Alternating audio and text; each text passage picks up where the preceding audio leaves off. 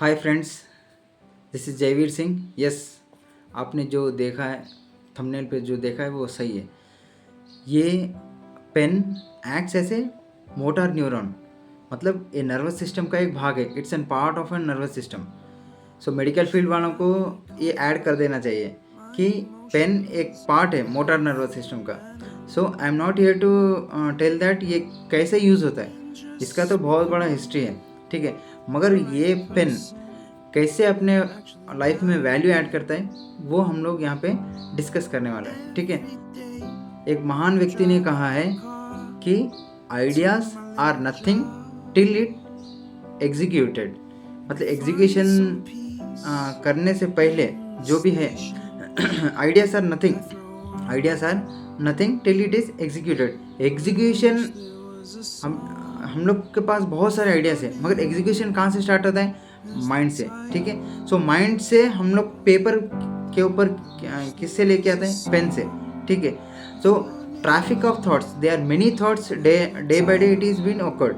बहुत सारे थॉट्स हैं जो ओकर होते हैं, मगर ये पेन ही है जो सबकॉन्शियस माइंड्स का जो लेवल है उसको एक पेपर पर उतारता है, ठीक है। तो ये पेन ही है जो उसको एग्जीक्यूशन में फर्स्ट स्टेप करता है। मतलब अपना जो भी डे का जो डिज़ाइन है, डे का जो गोल्स है, वो पेन ही डिसाइड करता है। विदाउट पेन हम लोग फ़ोन पे लिखते हैं या नहीं तो टाइप करते हैं, दैट इज़ मतलब उतना खास इम्पैक्ट नहीं देते हैं एज वेल एज राइटिंग।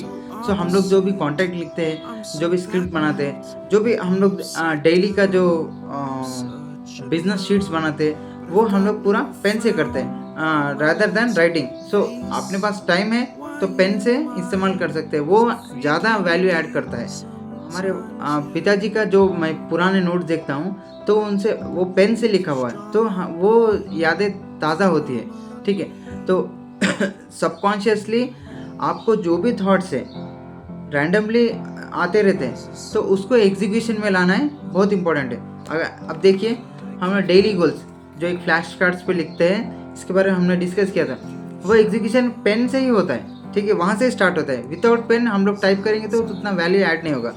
कुछ आइडियाज़ आ रहे हैं, हम लोग डायरी में लिखते हैं, ठीक है। कुछ कंटेंट बना रहे हैं या कुछ किसी को कुछ प्रॉपर वे में समझाना है तो पेपर लिखना बहुत अच्छा है। अपना डेली गोल्स है,